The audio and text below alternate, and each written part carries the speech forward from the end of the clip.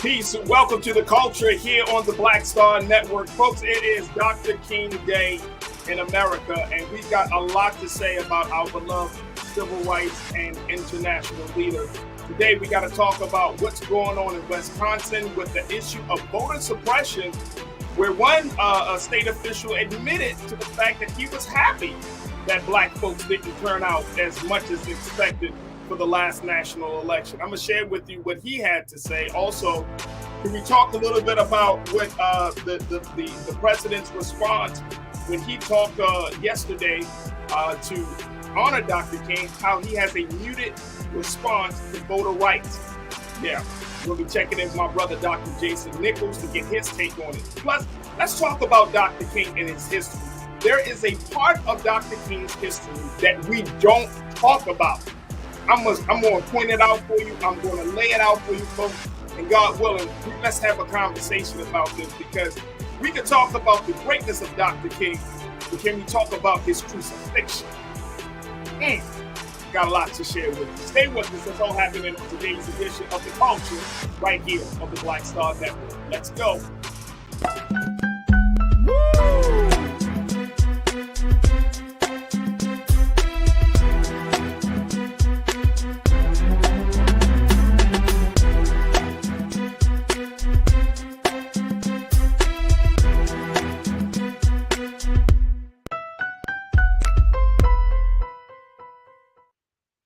All right, folks, welcome to the culture here on the Black Star Network. I'm your host, Farajii. Thank you so much for tuning in and joining us and being a part of the conversation. First and foremost, happy Dr. King Day.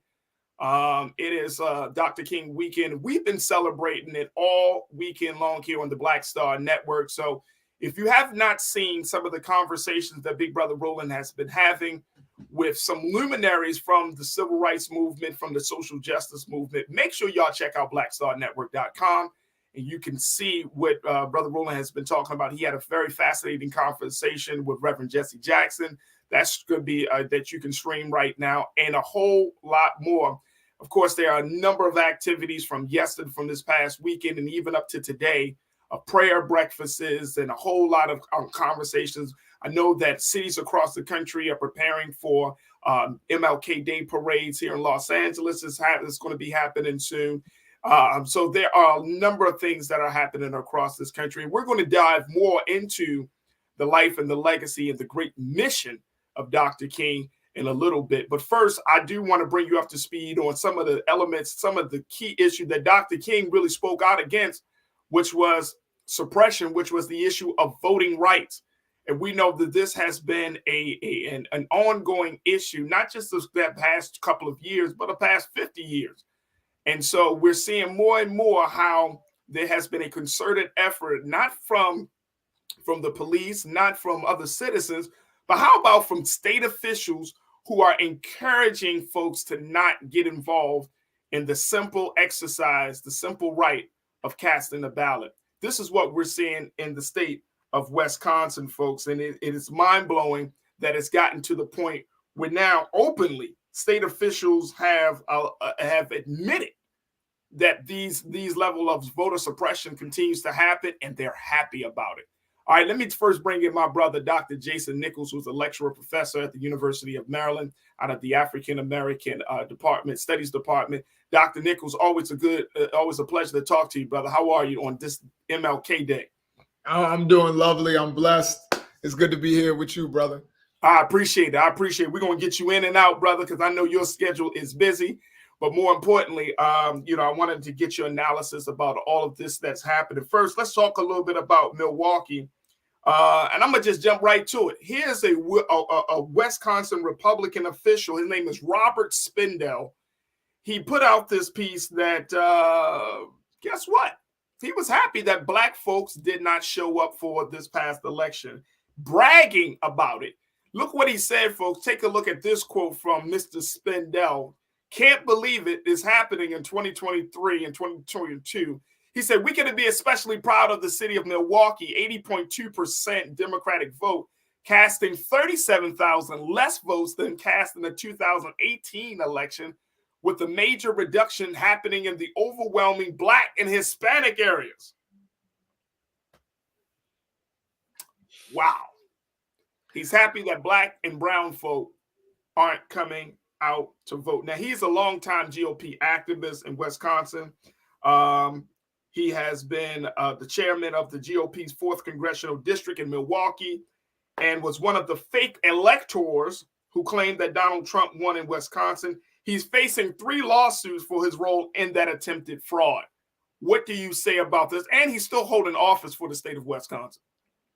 I mean, to me, it was not shocking that they feel this way. It was shocking that they said it out loud. We know that they're trying to suppress votes all over the country, particularly in a lot of these battleground states.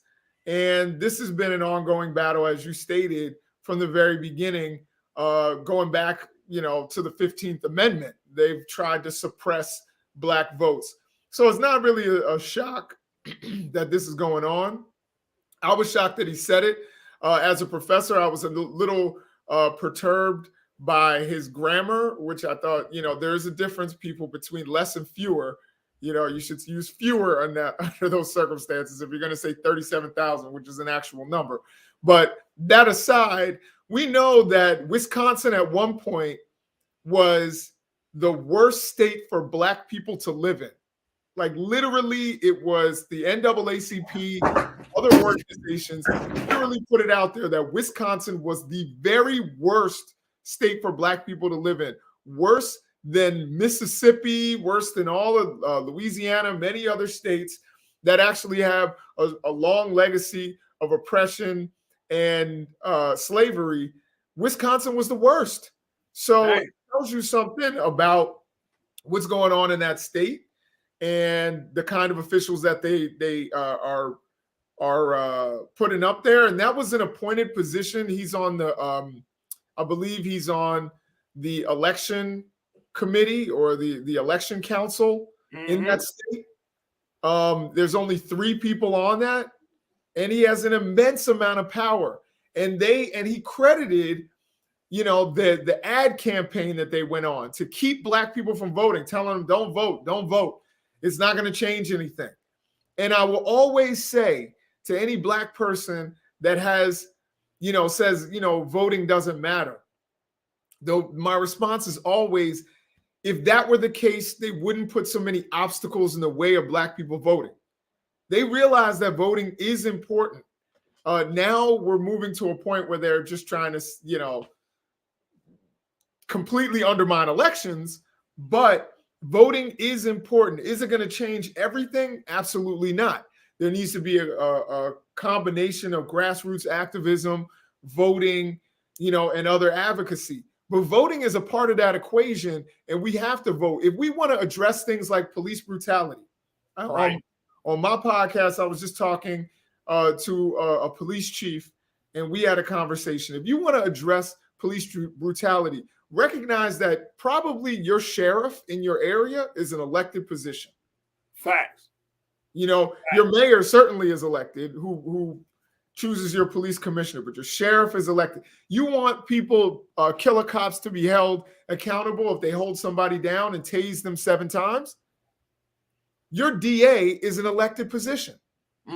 So it's not only just the election, the big national elections that we have to come out for, and those are really important, but we have to come out and be educated voters in our local elections. And we talk about education. You're upset about education and the way we're educating young black men and girls. Your school board is elected. As a matter of fact, I would tell more people who are outraged about the way that we are educating in this country, run for school board. Don't just vote, run. You know what I mean?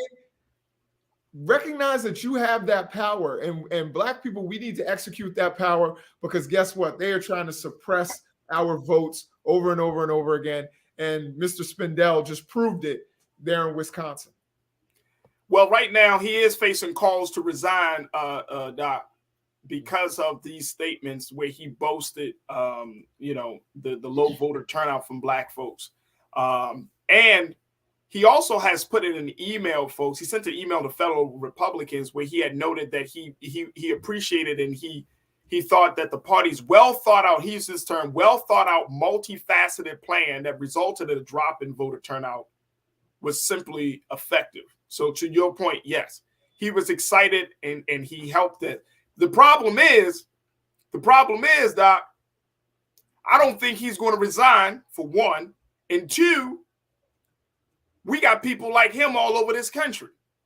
Absolutely. I think he needs, well, for that fake elector plot, he needs to be indicted. Oh, yeah. He definitely needs to go to, at least go, he needs to visit somebody's court. Right, exactly. You know what I'm saying? But see, here's that thing, though. Back to that point of, I mean, it's crazy because we all know that voter suppression is real. We also know that historically it has come from the GOP, the Republicans, because guess what? A lot more people are Democrats in this country based on the numbers. A lot more people are more lenient toward the Democratic side than the Republican side, even though you still got a nice size of people who are actually independent, right? That are growing. But the GOP has always been behind the scenes orchestrating voter suppression efforts because they know that that's one of the probably the few ways that they can actually win. And some of these local elections, some of these smaller elections that a lot of us don't even think about, right? We often been told to focus on the national stuff, but it is these local elections, like you said, for your judges, for your sheriffs, for the mayors, for the governors, those statewide and down elections. Those are the ones that make the difference, because whoever's in the state house, they control the board of elections for a given state, right? Right. They appoint certain people to run the board of elections. They have those relationships. So to connect the dots for people, that's the important part. And I'm not necessarily surprised with Mr. Spindell's comments. I am more waiting to see how will the ball drop on the other side, and more importantly, how. And we got 30 seconds before we take our first pause. But Doc, I want to know, in a situation like this, traditionally, historically, how do the voters respond? Because this could be a bombshell for us, because we're media, we talk about this stuff, you know what I'm saying, political conversation and political news. But for the average voter, does it really make a difference? I hope that this is like a locker room quote, where we can put it up in our communities, and that African Americans in particular and Latinos who really make or break elections, we need to really put this out there and say they don't want you to vote. So what are you going to do about it? Are you going to sit there on the sideline and do what they say, or are you actually going to make your voice heard and demand accountability in many different ways? And that's what I hope happens. And I'll just tell you one real quick story, because I know you got to go to break, but I'll tell you, I remember after Ralph Northam, the governor of Virginia, former governor of Virginia, got caught with blackface. Right. I was up at a particular, right-wing news station, and one of the things that there was a pro-Trump guy there, and he was just so happy. I mean, he was just so excited. And I remember he said to me, he's like, "Yeah, well, I think some black people aren't going to vote, and if black people don't vote, we win." He said it to me just plainly, like it was like. That's what I'm saying. I'm not surprised. I'm not surprised. He didn't say it on the record, but I'm more surprised that he came up. I'm more surprised he said it to you in your face as a black man.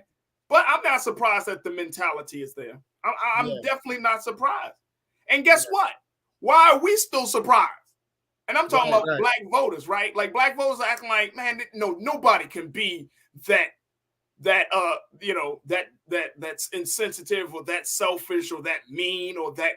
Yes, they can. Yeah, folks. Oh, absolutely. It's all about winning. You know what I mean? It's all about winning. I'm not surprised, man. I'm not surprised at all. Hey, Doc, I got to take a quick pause. When we come back, let's continue the conversation. Also, I got to talk about what is President Biden's view on this voter efforts. He talked about, he spoke from Ebenezer Baptist Church yesterday, and of course, in honor of Dr. King. So we're going to share with you a little bit of what the president had to say around the issue of voting as well. Stay with us. Join us in the conversation. And stay tuned. We got a lot to cover in this first hour of The Culture here on the Black Star Network.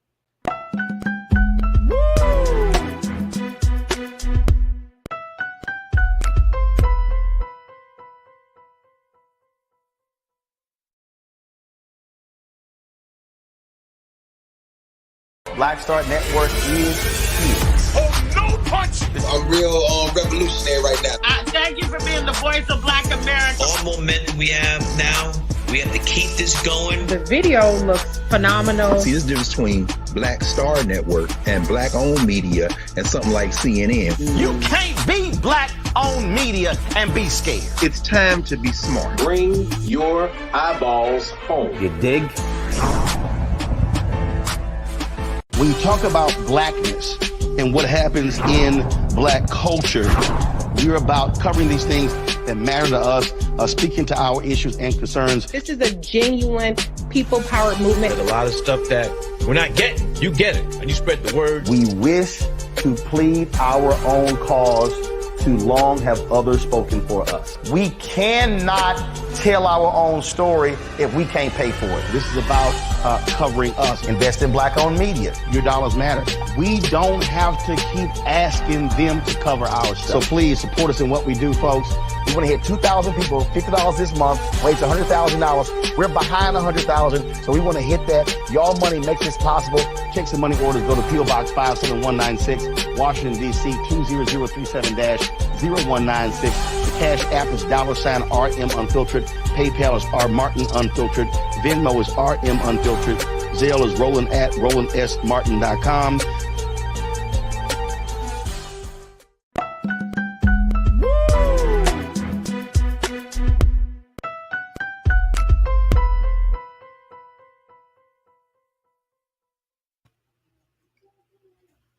All right, folks, welcome back to the show. We've been talking to Dr. Jason Nichols of the University of Maryland to talk about voter suppression, how in Wisconsin, folks, one Republican official, state official, has admitted and boasted and bragged about the fact that Black and Hispanic voters in Milwaukee did not come out as much for this past November election, and he was happy about it. And he admitted, folks, he said it like, hey, they didn't come out, and we're happy that they didn't come out. And so we're talking about this level of voter suppression and this level of glee that we're seeing from the other side, and most importantly, the impact that it makes on the exercise and the right for us to vote. Dr. Jason Nichols, always a pleasure to talk to you. So yeah, I'm not surprised, Doc. I'm not surprised that folk. What I am surprised about is what I will be surprised about is how will folks respond, right? How will the voters respond? Black folks, Hispanic folks, those who are often marginalized, how will we respond, right? And I think that part of it is that we got to just simply admit that this is happening. You know, here on the Black Star Network, Brother Roland talks extensively, not just him, but the fantastic panelists we have on his show, talk extensively about voter suppression. But you would think that this would be something brand new that Black folks heard sometimes. You know what I mean? Because when I be like voter suppression, like states still doing that, like damn near every state is still doing some level of voter suppression. If a Republican, and I'm gonna say it, if a Republican is in charge, it's happening. It's happening. I'm just going, hey, we got to call a spade a spade. If a Republican's in charge of the state, if they're in charge of the Board of Election, guess what's going to happen? Everybody ain't going to get the ballot. Everybody's not going to be able to go to cast their vote. And we're seeing this across the country. So I'm not surprised, Doc. Right. And I'll tell you this, in Wisconsin, when you look at it, Mandela Barnes was really close to winning that election. He could have used those 37,000 votes, from his people, from his Black and Latino people. But they, again, they're really effective at it. They've been doing this for 150 years. This has been something, that they've been doing for a very long time, and they're very effective at it. And we have to find ways to counter it. And we have to make sure that the message is spread to everyone that voting does have a value. Voting is important. It's not just something that, things never change. There are other things we need to do. Absolutely. We need to come up with new economic solutions. We need to find, ways to fix schools besides, just voting. So your job is not done when you just cast a ballot. But that is part of it, in order to share in power, we have to do that. So these are, things that we need to really take seriously as a community. Absolutely. Absolutely. Conscious thought. And folks, I want to get your take on this as we talk about this issue of voter suppression. Then I'm going to throw something else into the mix when we talk about President Biden and his response to the larger conversation. But conscious thought, you kicked us off. You said, and that's the painful arrogance of it all. He knows, speaking of Mr. Spindell, he knows that his own won't do anything about the comment or illegality. And he's talking to our other culture crew member, Pauline Hunt. He said, of course they admit it, knowing nothing is going to be done about it. Of course. No repercussions, no consequences. It's like, it is what it is. Yeah, I This is the same. And folks, please don't expect the GOP to correct itself, because this is the same party. This is the same party that got George Santos, the liar. They still protect him. Still like, nothing's here. Nothing's wrong. This is the same party. We know he lied. But guess what? He's going to be your elected liar. So I'm not surprised. Conscious thought, my guy, thank you so much. Valerie, you said it right. You said, why are we still surprised? We're not still. I know we're not surprised. Dr. Jason Nichols is not surprised. I know we're not surprised. But here's the thing, though. I think to this point, Doc, once a situation like this comes up, I think people some, not all, of course, but some of us feel defeated, right? Like, okay, so they're going to put up a resistance to this. And it's like, so what's the point, man? Like, they always seem to, and this is how I know a lot of black folks. I know this, man. They always seem to get away with the stuff. So it's like, what's the point? Why are we even fighting this? Why are we even trying to make things right? Because there are no consequences. So I'm gonna pose this to you, Doc. What would you say to an individual who thinks this way? I think the way that you make them face consequences, honestly, for elected officials, is voting. That's the way you make them face the consequences. You go out, you vote. Now, there are other things you can do, of course. We saw a lot of things. A lot of things are changing in our schools. Show up at the school board meetings. That's what the other side does. You know what I mean? They're engaged. They didn't even really get anything seriously done, but they're still out there at the school board meetings saying, we don't want to be taught about, the real Dr. King. We want the fake version. We don't want to be taught real history. We want our kids to learn the fake version or learn none at all. So we've got to counter that with our own activity. This is what Dr. King was all about, was direct action. So you need to do that. And with elected officials, they can't put people on election boards if you go and, vote them out and you get the right people in office. And again, we've also got to put, in some cases, those of us who have a little bit of a means, we've got to counter what they're doing. They're putting ads on the air. We've got to counter those ads. You know what I mean? We have to do everything we possibly can. I know Roland would plug Black Star Network, say, hey, listen, give to Farajii's show. Make sure you get some ads on Farajii's show. Yeah. And make sure that the community knows what's going on. That's the way you actually counter these bad faith actors that are mainly coming out of the GOP. I think that too, and let me speak to that point too, Doc. I think some of us tend to believe, and I'm talking about us as I know some of our people think we're talking heads, like we're not actually connected to the direction action part. Like you're in the classroom, I do my community work and connecting with people on the streets and grassroots stuff. And it's like, sometimes that's just an anomaly, right? Because most people see us as talking heads. But I think in the talking head space, there's this assumption that Black folks don't know the importance of voting. And I push back on that. Right. I would push back on that. I think that a lot of our people, not just watchers of this show and this network, but I think a lot of Black people understand the importance of voting. What I don't think that we as talking heads catch on to, though, is that we don't understand that that's their form of resistance. That's their form of saying, the candidates that we're seeing right now don't speak to my interests. That's their form of saying, I'm tired of this system telling us all these promises and leaving us with heartbreak. That's their form of saying that, you know what? If my vote counted, then count the damn vote. You know, do it properly. Right. So I don't think, and you know, we can't just naturally throw this blanket over like black people don't vote in droves. Every single election, and I'm talking about men and women, we're coming out. So in 2023, and now y'all can quote me on this, black people vote, but black people don't vote because they are tired of being lied to. They're tired. Our people are just tired of the bullshit, bro. That's what it comes down to. I don't think it's that we don't want to vote. We don't know how to vote. We don't understand the history of voting. We're just tired of the present modern day BS. Yeah, I'll add to that. I think you're right.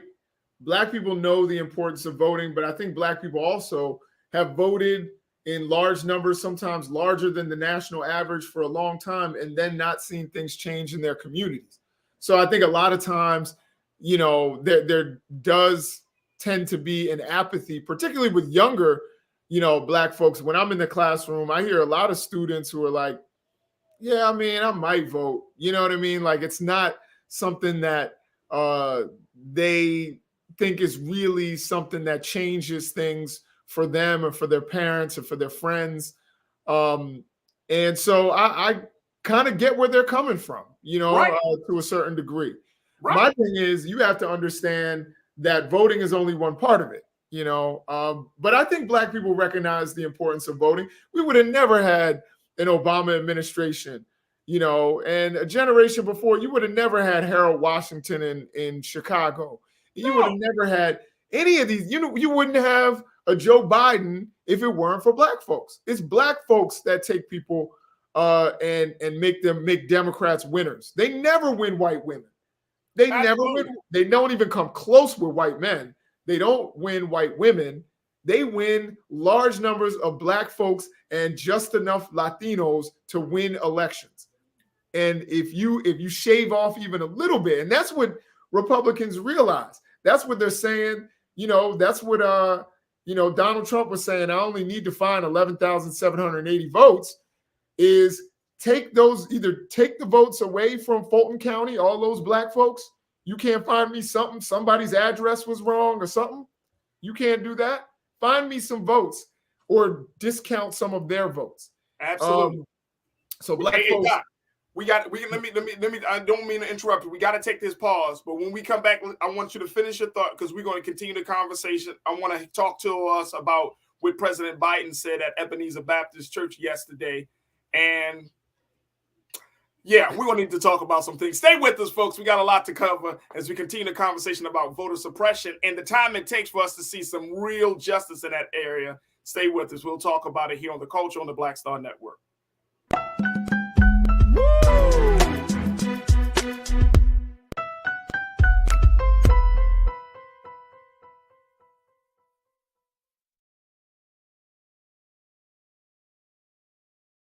Hatred on the streets, a horrific scene, a white nationalist rally that descended into deadly violence. White people are losing their damn minds. As an angry pro-Trump mob storms the U.S. Capitol, we're about to see the rise of what I call white minority resistance. We have seen white folks in this country who simply cannot tolerate black folks voting. I think what we're seeing is the inevitable result of violent denial. This is part of American history. Every time that people of color have made progress, whether real or symbolic, there has been what Carol Anderson at Emory University calls white rage as a backlash. This is the rise of the Proud Boys and the Boogaloo Boys. America, there's going to be more of this. Here's all the Proud Boys, guys. This country is getting increasingly racist in its behaviors and its attitudes because of the fear of white people. The fear that they're taking our jobs, they're taking our resources, they're taking our women. This is white fear.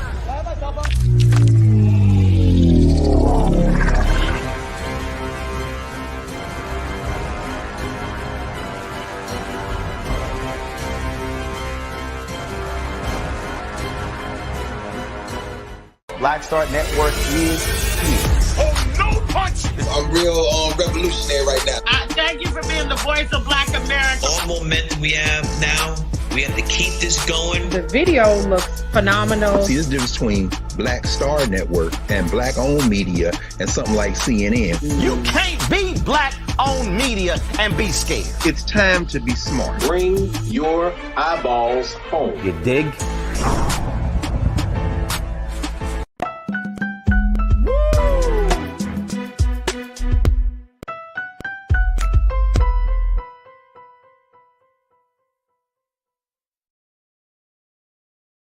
All right, folks, excuse me. Welcome back to the show. We've been talking about voter suppression and talking about the impact that it's making, as we see in the state of Wisconsin, how one Republican official has been criticized and even has been asked to step down from his position as a Wisconsin state official because of his recent comments where he bragged and boasted about Black and Latino and Hispanic voter turnout being low.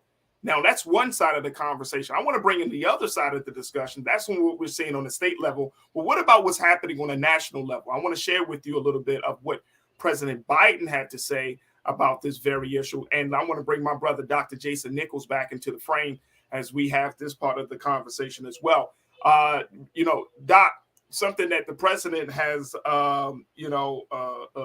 always touted is he always has put himself out there as being this guy who will save voting rights in this country, is particularly for Black folks, right? Because he understands the fact that he really could not be in office. And I think this is not even just us talking as Black people. I'm saying in white spaces, white media, it has been admitted. President Biden would not be President Biden if it were not for the Black vote, for Black voters. Yeah, that's a fact. It wouldn't have happened. Right. So the president went to Ebenezer Baptist Church. Now, last year when he went to Ebenezer Baptist Church, he really, of course, it's 2020, this is 23, 22. So he really pumped up the fact that he is going to get things done for voting. That was literally last year in January of 2022. Yeah. In January 23, look, one thing you can say about President Biden, either he forgot that he made this promise and he was at the church when he made this promise, or he a bold dude, you know what I mean? Like, he a bold man to go back to the same church and to say to the people, progress is slow.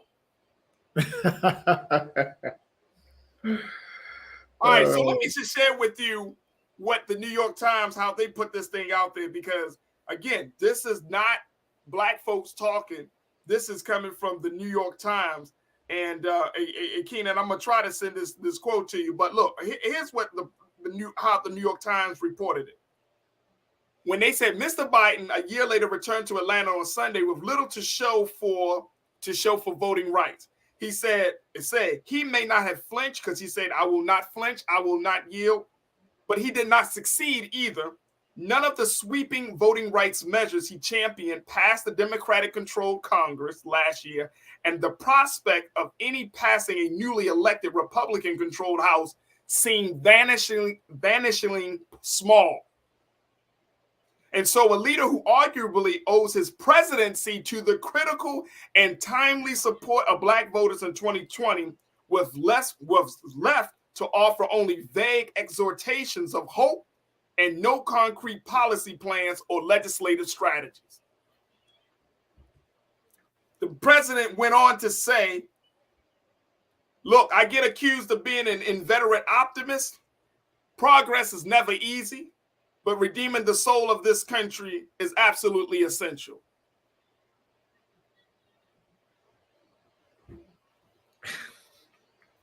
If the soul of the country is rooted in the idea that the people, that democracy is what?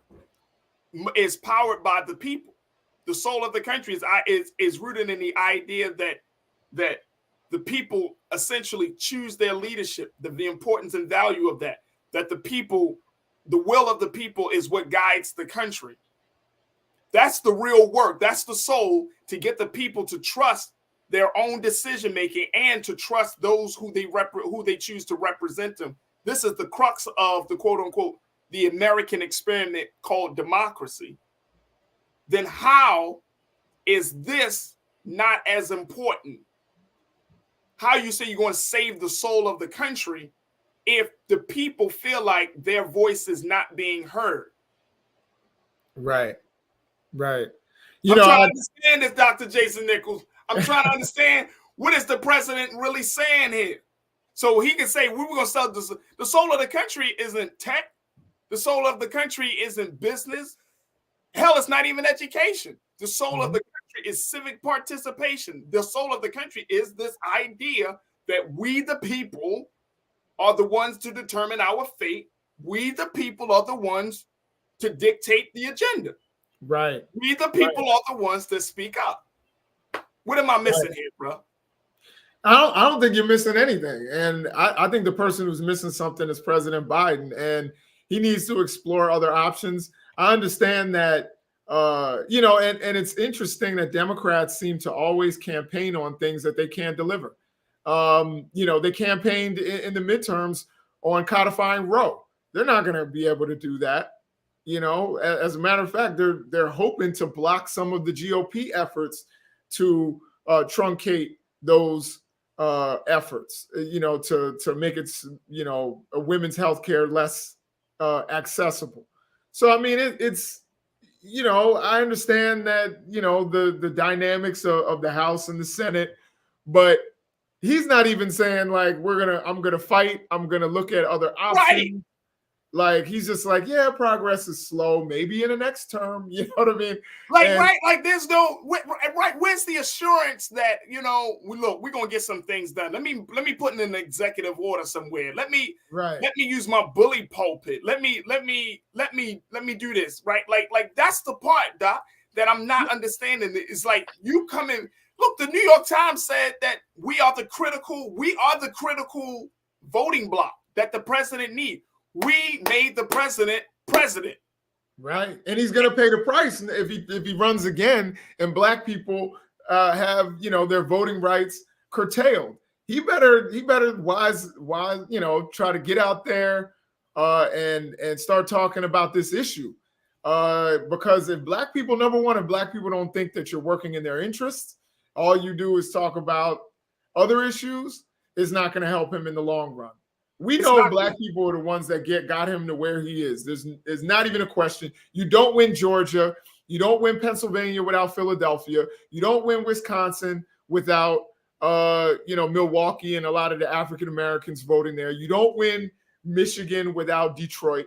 Like, these are the people who are driving, that drove that 2020 Biden-Harris campaign to victory. So don't forget where you came from, President Biden.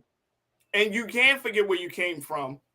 And you said this as, look, one thing that Dr. King has done and has shown us is consistency and his tenacity, right? His ability to persevere against so many different odds.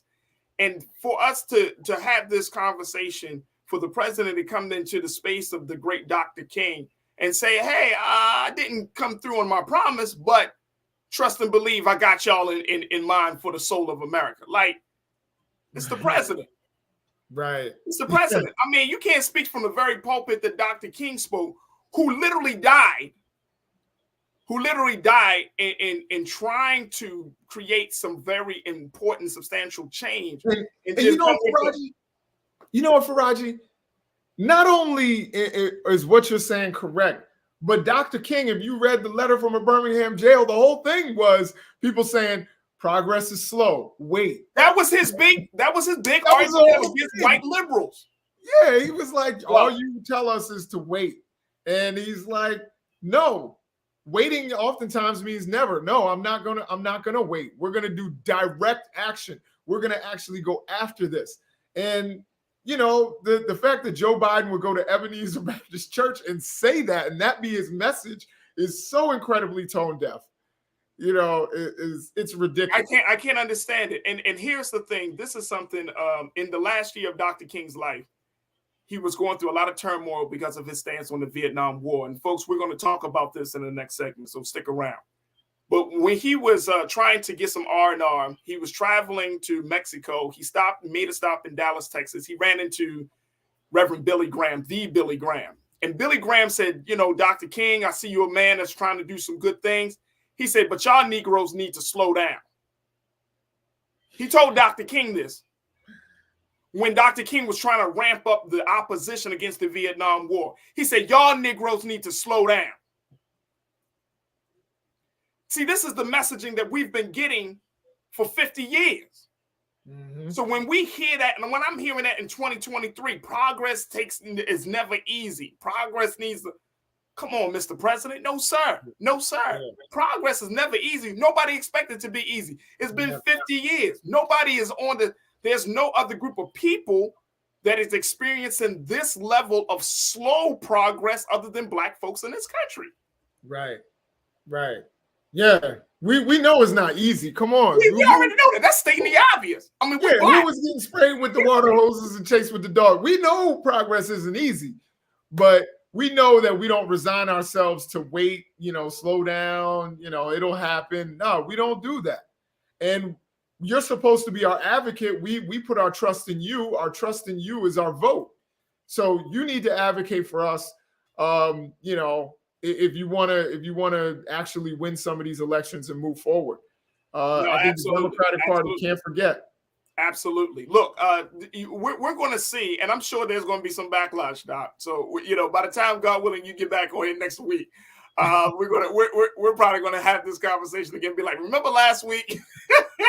There's going to be some back. If not, then let us raise our voices here on the Black Star Network to let folks know that this is unacceptable from a president who said he would not yield and he would not flinch. Because it looks like right now his spine is a little bit rubbery, and looks like he's pumping the brakes on some things. I might be wrong, but that's what I'm getting. Dr. Jason Nichols, my brother, thank you so much for joining us as always. He's Dr. Jason Nichols, professor, lecturer of the African American Studies program at the University of Maryland, always joining us, and he will now be joining us on Mondays. So here on The Culture. So Dr. Nichols, looking forward to reconnecting with you soon. Thank you, brother. Absolutely. Thank you, my brother. Absolutely. Folks, we got to take a quick pause. Can we talk about Dr. King? Can I really talk about Dr. King and why we need to talk about the very full and real history of Dr. King? That's my next segment with you, and I want to have it with you, my online culture crew. So stay tuned for that conversation up next here on The Culture on the Black Star Network.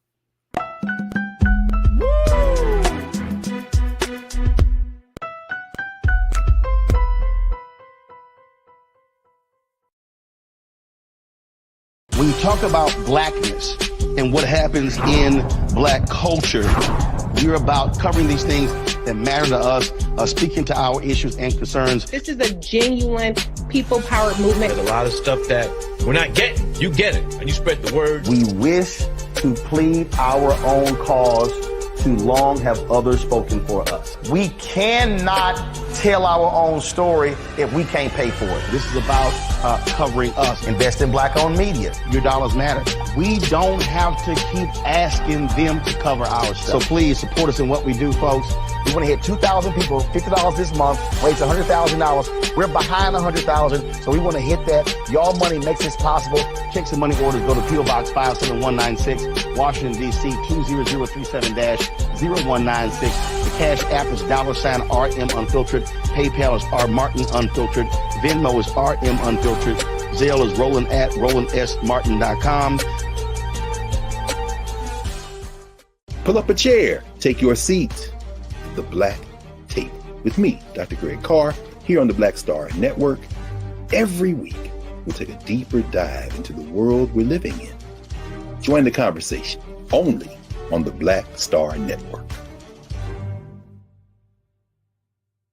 I'm Deborah Owens, America's Wealth Coach, and my new show, Get Wealthy, focuses on the things that your financial advisor and bank isn't telling you, but you absolutely need to know. So watch Get Wealthy on the Black Star Network.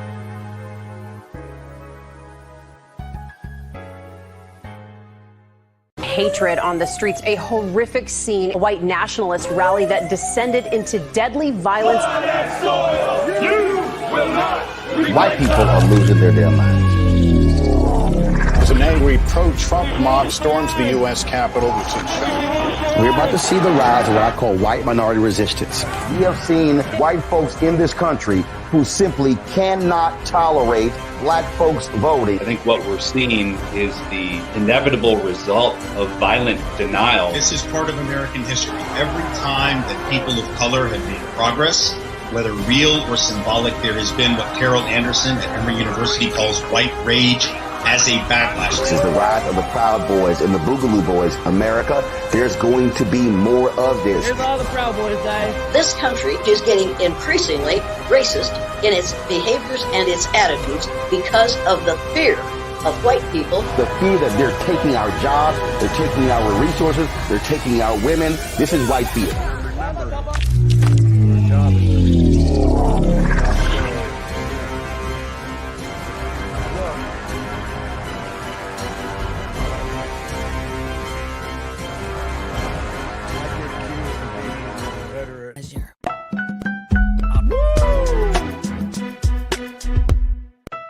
The Irish of it.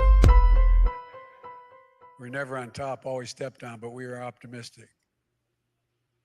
Like Dr. King. All right, folks, welcome back to the culture here on the Black Star Network. I'm your host, Farajii Muhammad. Thank you so much for tuning in and being a part of the conversation here on this very, very important day as we are celebrating this. The whole country continues to celebrate our beloved leader, Dr. Martin Luther King Jr. Now, it was 55 years ago today, folks, 55 years ago where that Dr. King was killed. But this is his birthday. His death day of that unfortunate assassination was April 4th, 1968. So this has been 55 years in the making of how we look at the impact, the life, the legacy of Dr. King. And so I thought it would be important for us to have a very different conversation. And my hope and prayer is that we can have this conversation to shed some light on some things about Dr. King. And I want you to join me. So I want you to check in with me as you can post your thoughts in the comment section as we're streaming right now on YouTube and on Facebook. And make sure y'all check us out on Black Star Network as well. But I'm calling this segment, and this is coming from what I heard Brother Tavis Smiley say yesterday as he related to the words of Dr. Cornel West. He said Dr. West said to him that we are living in the Santa classification of Dr. King. I want to say this word again, folks, because you know how Dr. West can get with words. But he called it the Santa classification of Dr. King. And what does that mean? That we have made this very real man with a real wife, real children, who was living in a very real time, that a man that had very real struggles, who endured very real heartbreak and pain. We have taken his life and his legacy and his mission and has put it into almost a space of being a myth. And when you look at how we have now told the story of Dr. King, it is highly whitewashed, very sanitized, very homogenized, almost to the point of looking like a different person. And every year at this time of year, as I'm growing more and more and I'm learning more and more about our beloved leader, I wonder to myself, if Dr. King was living today, or he was able to see how his life, his struggle, his sacrifice, his commitment was being told, characterized, how his story was being narrated, how would he feel today? And so when we're looking at this, we take our brother, and I'm saying, and I know what it's easy for us to talk about these things from a space of how white media, white books, in terms of the history books that we have all been, familiar with. It's easy for us to talk about it from that vantage point because there is, I believe, I believe there is not enough emphasis, where we really look at Dr. King's history in full in its proper context. And here's why. I was blessed to be a part or to attend the SCLC's celebration of Dr. King last night here in Los Angeles. And at that great celebration, we heard, and I had posted a couple of these speeches on my Facebook page, but at that great celebration, we heard from LA City Mayor Karen Bass, who talked about the work that she's doing and continuing to do and the history she's been making. We heard from one of the great scholars, historians, and pastors of our time, who was a great comrade to Dr. Martin Luther King, Reverend Dr. James Lawson III, who talked about how scripture has been distorted for white purposes. And this is what Dr. Lawson made the point of, that our understanding of religious freedom, our understanding of God, is through the lens of white people and our oppressors and slave masters. And then I got the chance to hear from Brother Tavis Smiley, the broadcaster and journalist. And I was so happy to hear from all of these folks because they all dropped jewels. But one of the things I really appreciated about what Brother Tavis was saying, when he broke down the history of Dr. King in his final year. He wrote a book, folks, and I would highly encourage you to check this book out because we always do this book. Check out the book, and Keenan, if you could pull up the book cover. If you haven't read this book, he wrote this book called Death of a King. He wrote this book with David Ritz, the real story of Dr. Martin Luther King's Jr. final year. And this book, let me just tell you, folks, this book opened my eyes about the great trials and tribulations that Dr. King had to endure in his final year of life. The book starts off April 4th, 1967. The same day, a year earlier, a year to the day of when Dr. King was assassinated on April 4th, 1968. April 4th, 1967, folks, Dr. King took a stand that forever changed his life. And most importantly, it was a stand that shook America, a stand that caused him to become the most hated Black man in America. See, we don't often talk about the crucifixion. Brother Tavis was talking about this, of course, in the spiritual terms. He said, when you talk about Jesus, he said that we often talk about the resurrection, but we don't go too far or too deep into the crucifixion. The same way we put up Dr. King, because we look at his story and we've mythologized, add this mythology to it. But we don't talk about the great struggles of Dr. King. And in his final year of life on this planet, Dr. King endured more hatred, more disdain. He was shunned more in his final year of life because he took a stand where he made a great speech. And this is probably one of his most greatest speeches that we probably don't even remember. But he took a stand. He spoke at Riverside Church in New York City. And he talked and became very critical about America's involvement in Vietnam. And during that speech, he made the statement that America, you are the greatest purveyor of violence on the planet. That sentence, that speech, took Dr. King from being just a civil rights leader into an international peace activist at the expense of the support that he can do, that he had garnered all the way up to that point. It took him to becoming one of the most beloved, one of the most celebrated, one of the most praised Black men in America to becoming the worst, and he was rejected within a year's time, folks. Take a look at it, and the history will bear me witness. History will bear me witness.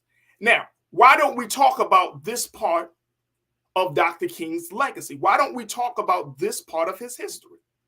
Because there is something that I think that we continue to promulgate as not just Black folks, but this country. But let's just deal with us. It's easy to accept our civil rights leaders, and this has been the case, and this is probably why we have, some of us have this love, and some of us even don't want to admit it, that we don't like Dr. King because of how his story has been presented to us. Not because that's actually who he was, but because of how the story has been presented to us.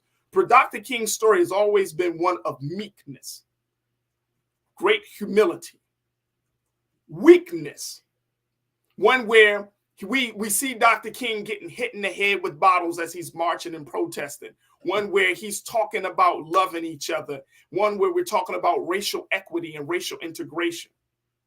But Dr. King was actually a radical. When I was listening to Reverend Dr. James Lawson yesterday, folks, and listening to what my brother had to say about how they use the Bible as the guide for their nonviolent strategy, because it was a strategy. It wasn't that they were weak men and women, but they decided to use a strategy to bring about an awareness to the ills facing Black folks.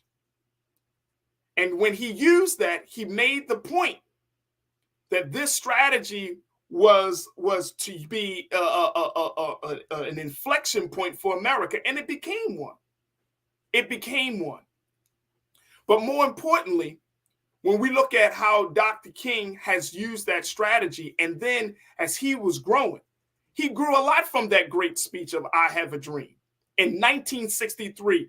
Let's move fast forward to 4 years later to 1967, where he's not just talking about civil rights and nonviolence in America. He's talking about racism, poverty, and militarization in this whole country, and the level of imperialistic colonial control that America has wanted to use to dominate other countries. Now he became a threat. He wasn't a threat when he was just talking about voting rights. He became a threat when he spoke against the economic, political, and imperialistic interests of this country. And we got to be real about that. And that is to show us, as we take our next pause, folks, that is to show us that when you stand up and you speak truth to power, you are going to be shunned, you are going to be rejected, you're going to be hated on. And what kind of model would that serve the next generation? I'm going to take this quick break. When we come forward, I got some more to share with you, but I want y'all to think about this. I really want you to think about this. Join me in the conversation. Post your comments in our chat section, and we're streaming on YouTube and Facebook and Black Star Network. And let's really have a conversation about the Santa Clausification of Dr. King, why we must know his full and complete history, because we can't become empowered. We can't stay at 1963. We got to move up to 1968. What happened in that 4-year time span? How did Dr. King become beloved and hated by the last year of his life? We'll continue the conversation, so I hope you stay tuned. It's The Culture right here on the Black Star Network.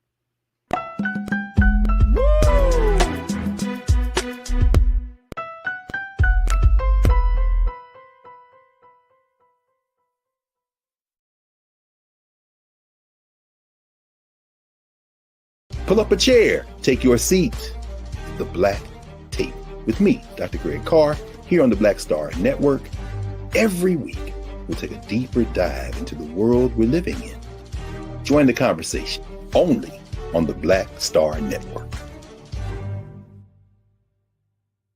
Black Star Network is here. Oh, no punch! I'm real revolutionary right now. Thank you for being the voice of Black America. All momentum we have now, we have to keep this going. The video looks phenomenal. See, there's a difference between Black Star Network and Black-owned media and something like CNN. You can't be Black-owned media and be scared. It's time to be smart. Bring your eyeballs home. You dig?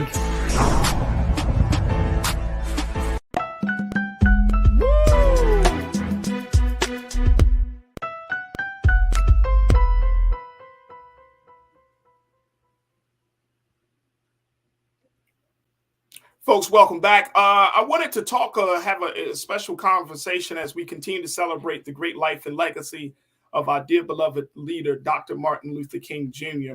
And I wanted to kind of just bring to light some of the things that we may not be privy to, that a lot of us, and I'm including myself, folks, it wasn't until I read Tavis Smiley and David Rich's book, Death of a King, that opened my eyes about what was going on in the final year, literally the final year of Dr. King's life, when he made that great statement. He took that major stance of opposing the Vietnam War that was brewing at that time. And it forced me to take another look at my brother, and to take another look at how we are as a people, because in the midst of all of this opposition, I was trying to pull up some information. The New York Times wrote an op-ed, or they put out a story. They called it Dr. King's Era.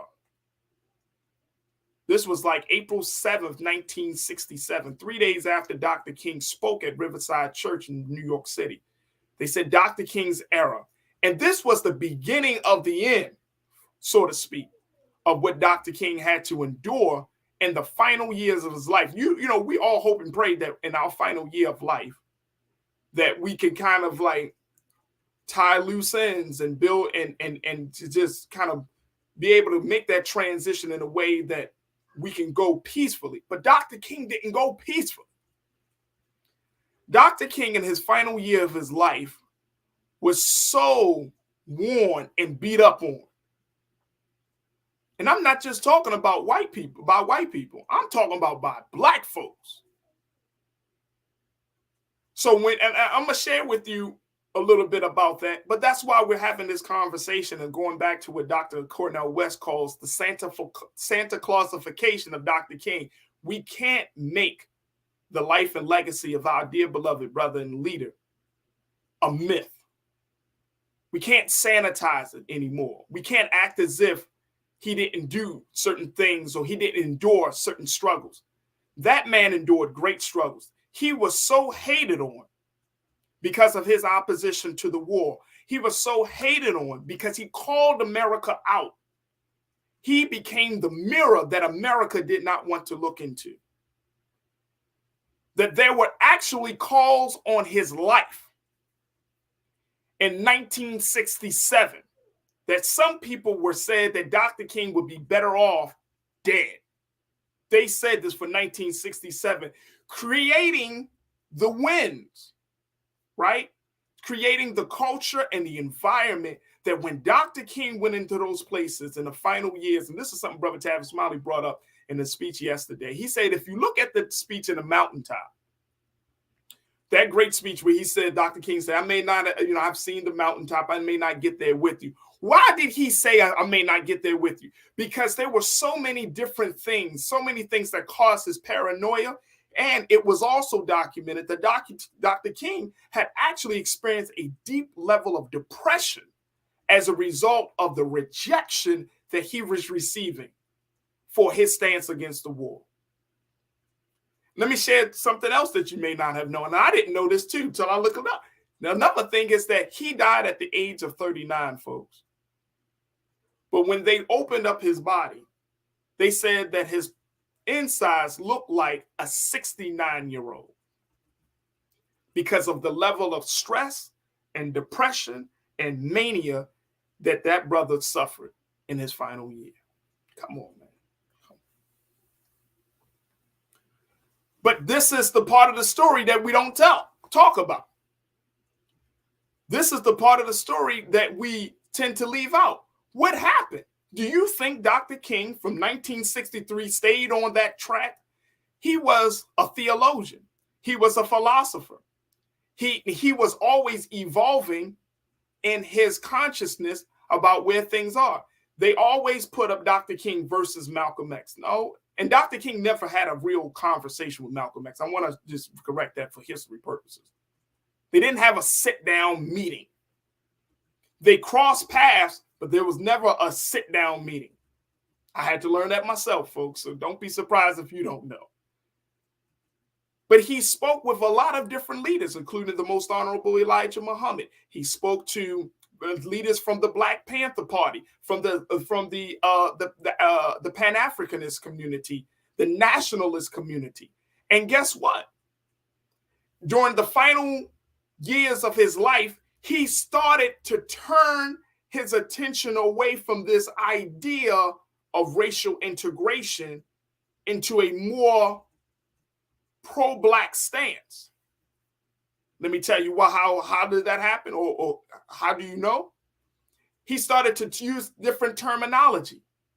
He stopped using the term Negro and started to use the term Black. Take a look at it, folks. I wouldn't lie to you, especially not about this on this great day. His ideas were becoming what some would say more radical because he was being exposed to different political thought. And that's why he said to Harry Belafonte, Mr. B, I think I have done a great mistake in integrating my people into a burning house, talking about this idea of integration. Check the history. All right, look, I'm going to get some thoughts from you because we're laying out a lot. And I know that for some of you, you probably say, Farajii, where are you getting this information from? I'm getting it from the book. I'm getting it from the history. Because I had to look at this stuff myself and I say, man, this is really happening. And if young people knew that Dr. King at every step of the way, you may not have necessarily agreed with some of his tactics, but that every step of the way, he was a man that was constantly thinking about us, Black folks, not just for the church folks. He was thinking about all these different factions in the Black community, but more importantly, he was thinking about making the type of progress. He wanted to make the progress quicker and fast. He wanted to quicken the pace and make it faster. That's why, going back to that piece, that when he would travel in his final year, he got so paranoid. And like I said, Brother Tavis Smiley brought this up, that he said, look at his eyes in that video. His eyes are darting all over the place. And how does a man know that he's about to be assassinated? Look at the way he spoke. How does a man, we don't know when that time will come, but this man had an innate feeling. He knew that the moment that he spoke out against the Vietnam War, the moment that he spoke out against America and her being the purveyor of violence, he knew that an X was on his back. He knew that he had a bullet with his name on it. He knew, and he only knew that. All right, let's go to, I know this is a lot, folks. This is a lot, but this is the history. All right, let me go to Tia. Tia Z, Tia, thank you for checking in. You said, unfortunately, we choose to cheer for the image that whites like. Part of it is because many of us don't know King's other side, including the beginning of the I Have a Dream speech. Facts. Tia, come on, sister. Robert Tavis talked about this yesterday. He was like, we can say that part that he's looking for the content of the character, but we don't know the first half, that first part of the speech. And the only other part of the speech that we may know is that free at last, free at last. But there is so much more. So Tia, to your point, there's so much more that we need to know just in that speech alone. And some people have said that that's the greatest speech that Dr. King has ever made. I beg to differ. I think it was a great speech, but it wasn't one of his not the greatest. Because why? You're putting us in 1963. You're putting us in a Dr. King that hasn't fully evolved yet. Let's talk about that Riverside speech. While I was on air, folks, earlier today, CNN put out 10 places that shaped the great life and legacy of Dr. King. They talked about Memphis, Tennessee. They talked about Birmingham, Alabama.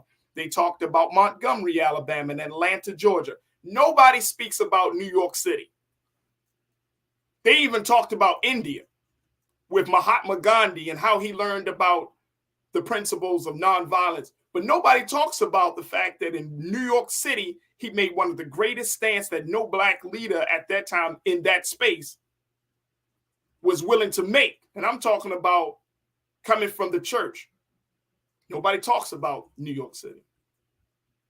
Very quickly before we get to our comments, let me Keenan, let's pull up with Ralph Bunche, because as a result of his stance, there were a number of civil rights leaders and organizations that opposed Dr. King in his stance.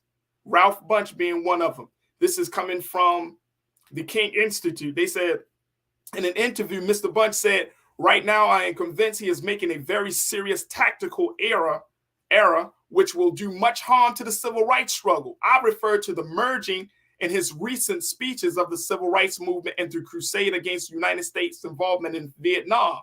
Responding to his critics, King maintained that, quote, "No one can pretend that the existence of the war is not profoundly affecting the destiny of civil rights progress."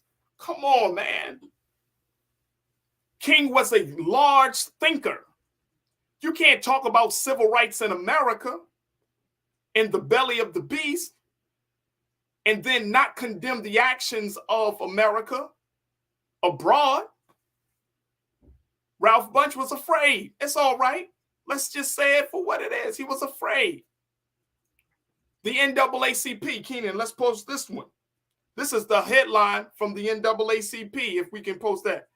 The headline said, in the New York Times in 1967, right after Dr. King made his speech, the NAACP decries stand of Dr. King on Vietnam, calls it a serious tactical mistake to merge rights and peace, drives fears harm to both causes, NAACP, to avoid stand on Vietnam.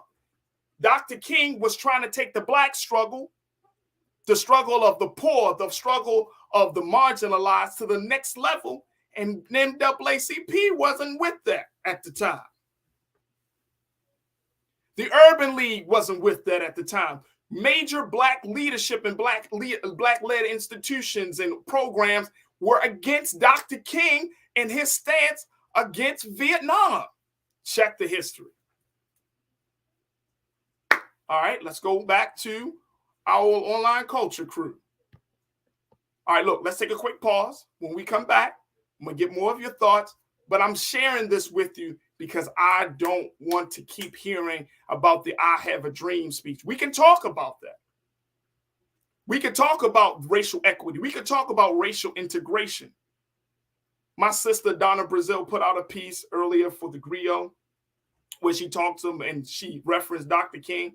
And I love Donna Brazil. I think she's one of the most brilliant political minds that we've produced. But she referenced the Dr. "I Have a Dream" speech. I've seen more and more Black thought leaders putting out this, going back to "I Have a Dream." Why aren't we talking about the fact that Dr. King stood against militarization? He created the Poor People's Campaign. Why can't we talk about the fact that he not just talked about racism as being a moral issue, but how it was a systemic issue? We got to have a conversation. Stay with us, folks. We'll continue the discussion right here on The Culture on the Black Star Network.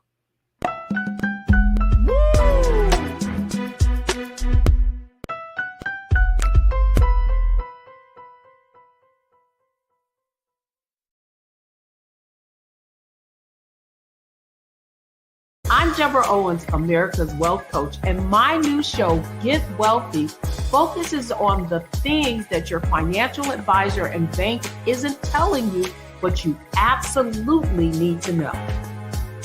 So watch Get Wealthy on the Black Star Network.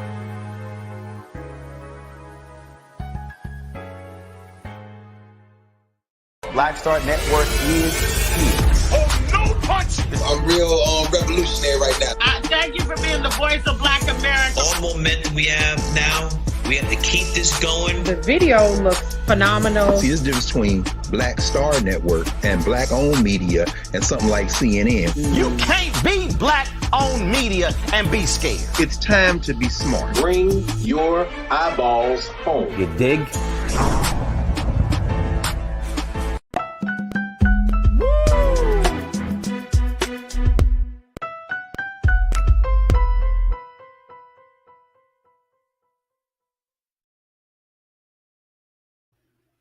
Folks, welcome back to the show. We're talking about the Santa Clausification of the great life and legacy of Dr. Martin Luther King Jr. Let's stop making our brother a mythological figure. He become like a leprechaun or something, a unicorn. I'm saying that seriously, folks. We have made our brother, Dr. King, this other than person.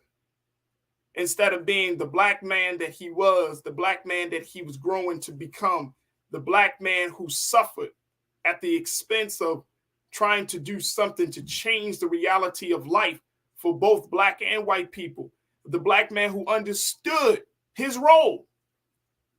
I think he came to, when we heard that mountaintop speech, I think this was a man who came to grip to understand that he wasn't going to live long. He was 39 years old, folks. How many of us would actually know when that time would come? But see, sometimes God will bless you with a little insight about the end. If you follow, if you are a good servant. And Dr. King was a fantastic servant of the God, of the Lord. Do you know? Well, I'm going to share this other point about it. I'll get to that point in a minute. I'm just so filled up, man, because I hope and pray that this segment, and more importantly, the information and the history that we're sharing with you today, you will go and fact check yourself and trust and believe. You can always say, Farajii, you were wrong on this, but I trust. I'm not wrong. I'm not wrong. But if you can find some error in it, I will be sure to come back on this platform and apologize and make sure that we state the facts right, because I want to make sure that we're right on this. I want to make sure that we're right on this. The Santa Clausification of Dr. King has to end. It has to end. All right, Conscious Thought, my guy, you said, as Coretta Scott King once said, and you're paraphrasing, I got you, Conscious Thought. You said it wasn't until Martin started to talk about the money that they killed him. What money, Conscious Thought? What money are we talking about today that America is currently spending billions on? What effort? We're talking about the war in Ukraine and Russia. A war that doesn't seem to be ending. A war that's encompassing other countries, that's shaking up international industries. A war that has a very real, serious global impact. 45 billion. I mean, we've thrown around these numbers, right? As if, Conscious Thought, like as if this is small numbers. These are not small numbers. 45 billion for a war, to prosecute a war that the American people don't believe in. I'm going to say that again. We're putting more money behind a military effort that the American people, the will of the American people, the majority of the American people don't believe in. So if Dr. King was with us today, would he speak out about this war? Would he be able to share with us what's coming in, what's coming over the horizon, as we're starting to see other countries getting pulled in, the continent, the motherland getting pulled in? You got China coming in, civilized nations that are being drawn into this situation that's creating a larger problem, not just for America, but for the rest of the globe. Come on, how would Dr. King respond? Will he just want us to just look at this war and the prosecution of this war and the politics around this war as if this war, the money behind this war, doesn't impact what's happening here what's happening domestically? Would he tell us to keep our mouths shut? That man died with no money. He didn't have a lot of money. There are reports that say that there was often conversations that he would have with his wife. And this was with Malcolm as well. These men put their lives on the line. They put the well-being of their families on the line. I mean, come on. And that's why they will forever be spoken of in history, regardless of who writes the history book. But we all know that when you say Malcolm X or Dr. King or any other great one, that respect has to be shown. But Dr. King put himself out there, crisscrossing the country, trying to get people to think differently, trying to wake us up about what's going on with the war, trying to organize and galvanize the Black church and the churches behind the lack of moral authority when prosecuting this war. And everybody in America, from Washington to Birmingham to folks in California and all across this country, was telling Dr. King, shut up. You're not relevant anymore. No one wants to listen to you anymore. Some of me went as far as to say, you stepped out of bounds, Dr. King. You went too far. Stick to the little Negro civil rights issues that you are accustomed to. And let us handle what we are accustomed to. So you don't become a threat until you start to really get into somebody's pockets. And you don't become a threat until you start to get into somebody's power. When you start interfering with their pockets and their power, oh, you become a real problem. All right, let's go back to what you got to say. Valerie, my sister, you say, yup. He was rejected by his own. Tell the truth. Same with Malcolm. Enemies within. Yeah. Yeah. Yeah. Yeah. And look, we hear about the great ones, right? Some of the great ones still got the fire. Like I heard Reverend James Lawson still got the fire. We talked about our late great Congressman John Lewis still had the fire. But some of them around him, they acquiesced to the enemy. They acquiesced to those who were against the rise of civil rights and Black liberation. We don't always know their names, but there were a number of men and women around Dr. King who couldn't take the heat because he lost friends as a result of that stance. He lost a lot of friends. They were with him during the being in the shade during the coolness of the day. But when that shade was gone, when he didn't have the protection, quote unquote, he wasn't the friend of the president anymore. In that final year, he wasn't the friend of the president, and therefore he was exposed to the heat. Please. It's sad, folks. It's sad. Now, here's the thing. As we take a look at this situation, I want to make sure I want to bring up some more information here about my brother. So when you look at how the Dr. King started to speak more and more and more, and his voice was being muted less, and look at what was happening at the time that he was making this speech. And this is the other part about it. Because Dr. King understood, like I mentioned earlier, he understood his role. He understood where he stood in the landscape of social justice and civil rights as there were emerging voices that were coming up at the time. So imagine you being this guy, this man. You were praised a couple of years earlier. You were honored with the Nobel Peace Prize. People, I think it was Time magazine that put him out there on the cover and say he was the most important Black man in America, or the important Negro in America. You getting all of this praise, then you make a stance, and then it's like everything closes down. The walls are coming in on you. The ceiling, the sky is falling on you, right? So you have white liberals who are against you. You have the Black bourgeoisie who are against you. You got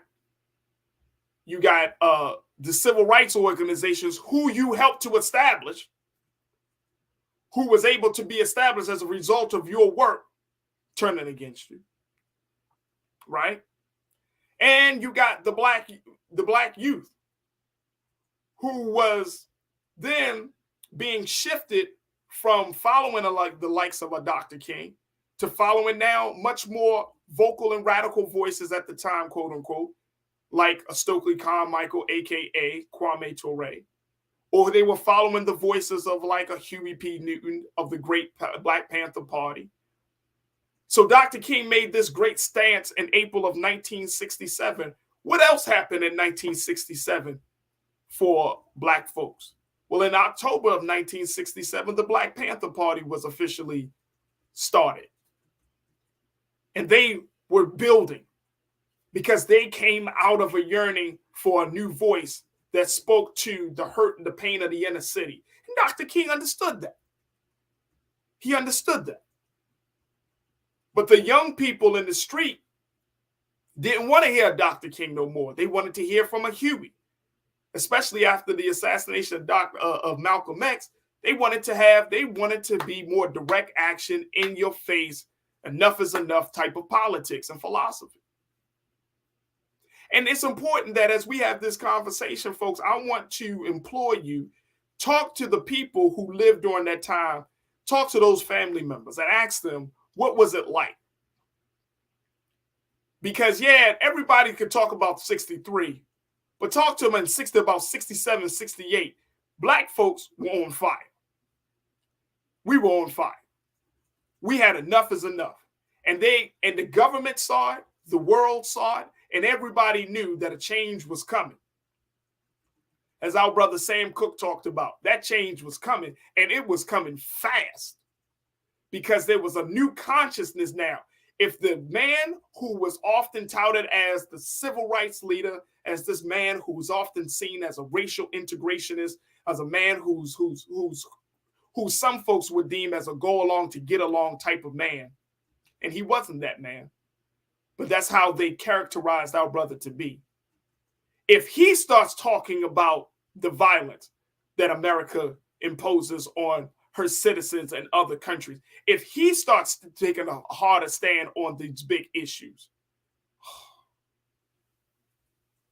then you got Huey Newton and the Black Panthers on the West Coast. Then you got the Nation of Islam moving with Malcolm.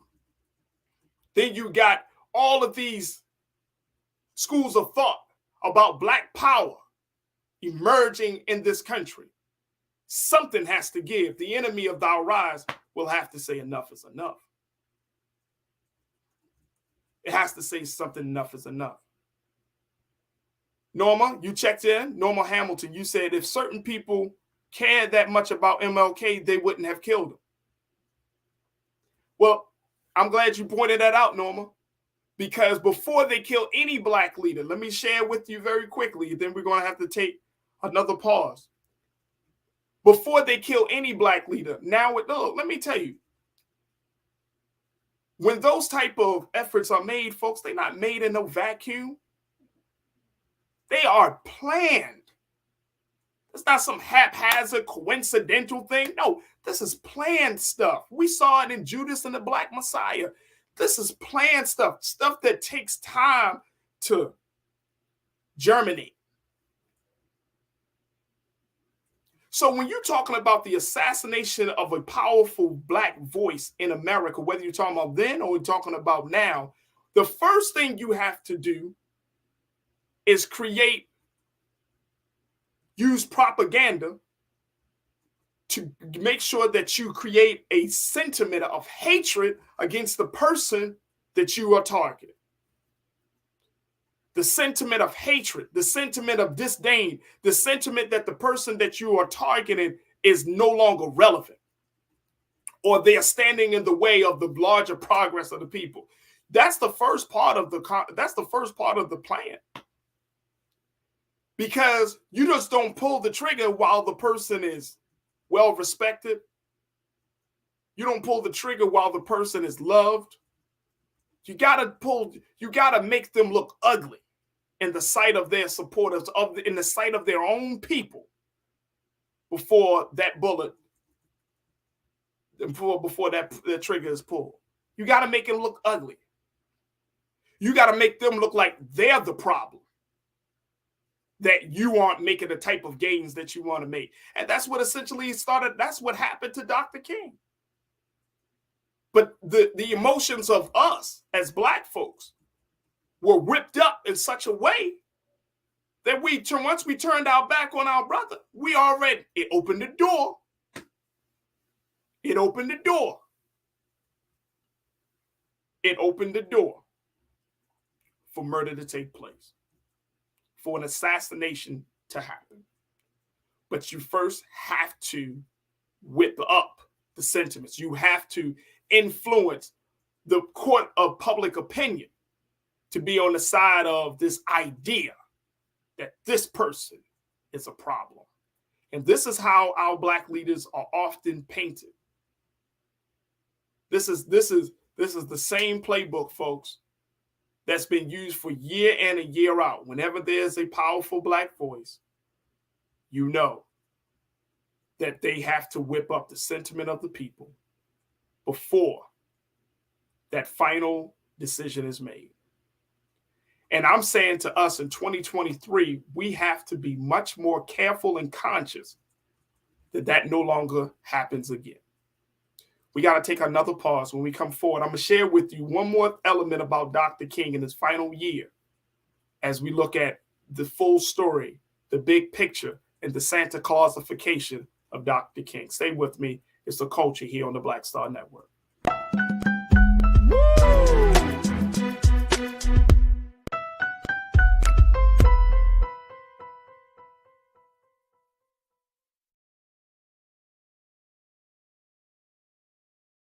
Black Star Network is here. Oh, no punch! I'm real revolutionary right now. Thank you for being the voice of Black America. All momentum we have now, we have to keep this going. The video looks phenomenal. See, this difference between Black Star Network and Black-owned media and something like CNN. You can't be Black-owned media and be scared. It's time to be smart. Bring your eyeballs home. You dig? When you talk about Blackness and what happens in Black culture, we're about covering these things that matter to us, speaking to our issues and concerns. This is a genuine people-powered movement. There's a lot of stuff that we're not getting. You get it, and you spread the word. We wish to plead our own cause. Too long have others spoken for us. We cannot tell our own story if we can't pay for it. This is about covering us. Invest in Black-owned media. Your dollars matter. We don't have to keep asking them to cover our stuff. So please support us in what we do, folks. We want to hit 2,000 people, $50 this month, raise $100,000. We're behind 100,000, so we want to hit that. Y'all money makes this possible. Checks and money orders go to P.O. Box 57196, Washington, D.C. 20037-0196. The Cash App is $RM Unfiltered. PayPal is R Martin Unfiltered. Venmo is RM Unfiltered. Zelle is roland@rolandsmartin.com.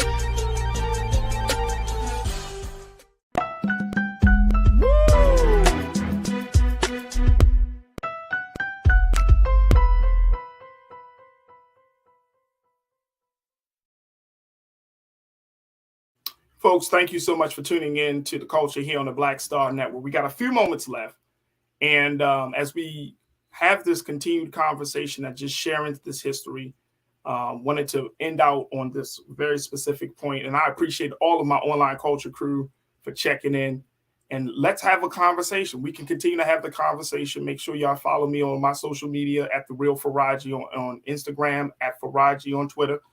I'd love to continue to have the conversation about the final year of the life and legacy of Dr. King, and more importantly, why it's important for us not to put him in a space of a mythology, but a real man, a very, very real man that suffered greatly for the gains of his people and for the gains of this country and really the world.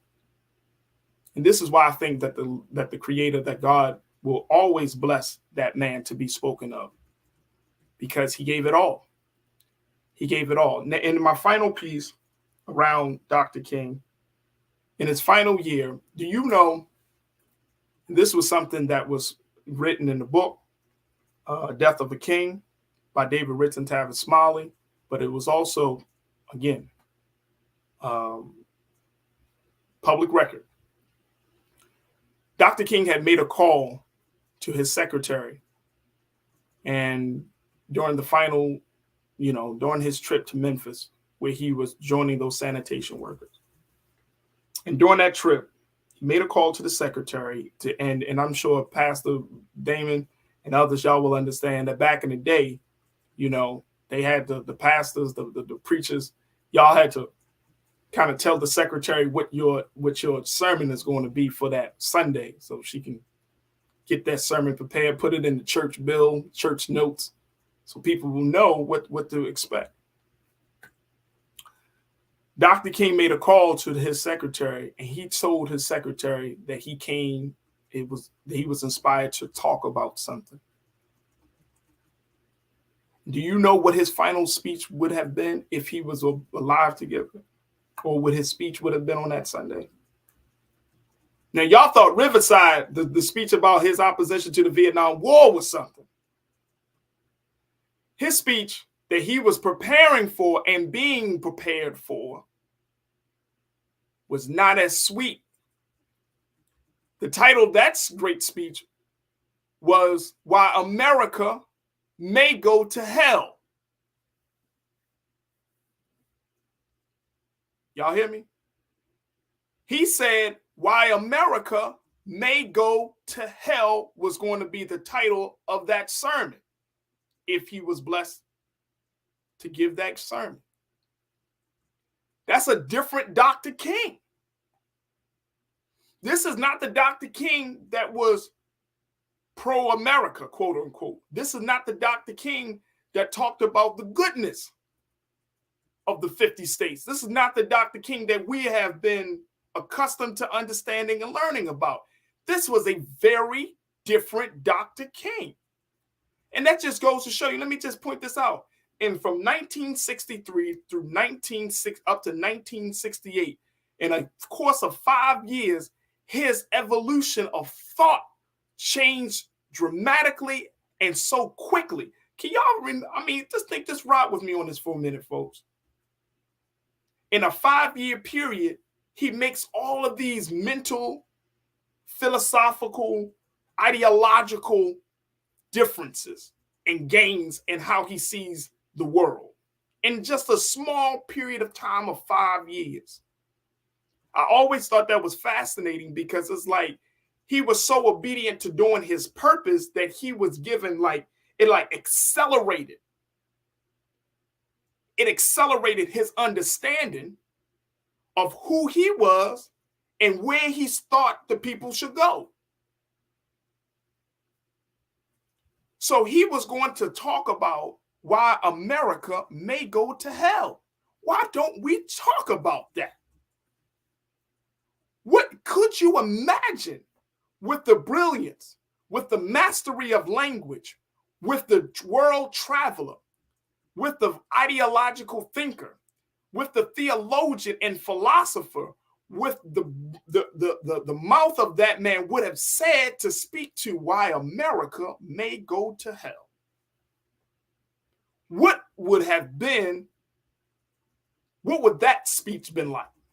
What would that sermon be like? Because it wouldn't have been a speech. It would have been a sermon. What would be the call to action? Because every sermon has a call to action.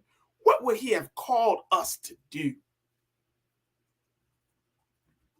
Now, he wasn't able to give that sermon, but the fact that we got a little tidbit of the title should make us think and compel us to reflect deeply. Where was Dr. King's mind? He wasn't crazy. He wasn't insane. He didn't need to go to an asylum. His eyes were open.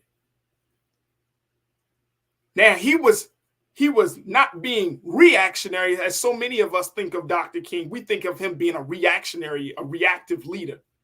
He was being proactive. He was leading us to a certain place.